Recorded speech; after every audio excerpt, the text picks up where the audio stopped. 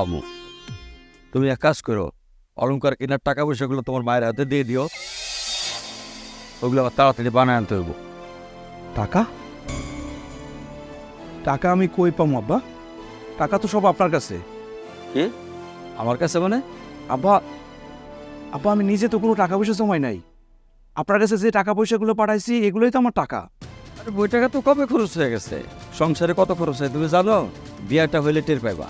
কি বলেন আব্বা? আমি এতদিন বিদেশ থেকে যত টাকা পাঠাইছি সব টাকা খরচ করে ফেলাইছেন সংসারের জন্য?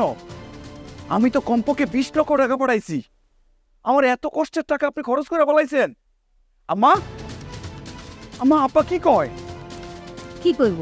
আমি কিচ্ছু জানি না।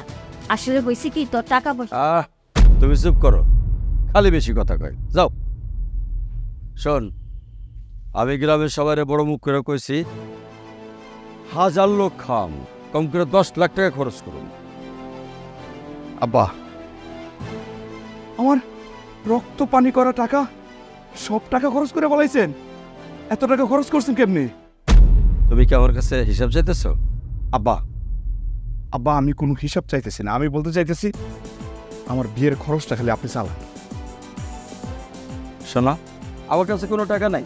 তুমি যদি বিয়ে করতে চাও তাহলে নিজে টাকা খরচ করে বিয়ে করো, আর নাহলে আমার কাছে কোনো উপায় নেই, এ বিয়ে আমার না করে দিতে হবে।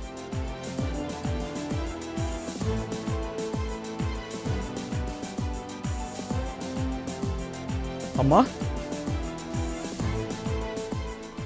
ভাইজান রে, আমি তোর মা, আমি তো তোর মিশা কথা কইতে পারি না।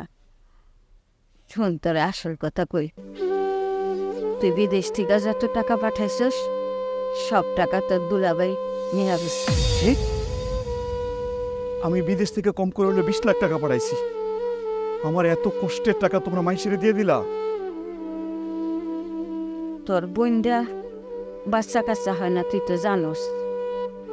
এখন যদি জামাই বাচ্চা কাচ্চার লেগে আরেকটা বিয়া করি লেগা, হে লেগে তোমরা টাকা দিয়ে মুখ বন্ধ করছো তাই না? আমার এত কষ্টের টাকা তোমরা মাইসেরে দিয়ে দিলা, তোমাদেরকে একটু মায়া লাগলো না? ঠিক আছে, আমার বিয়ে করানোর দরকার নাই, এই বাড়িতে থাকানোর দরকার নাই।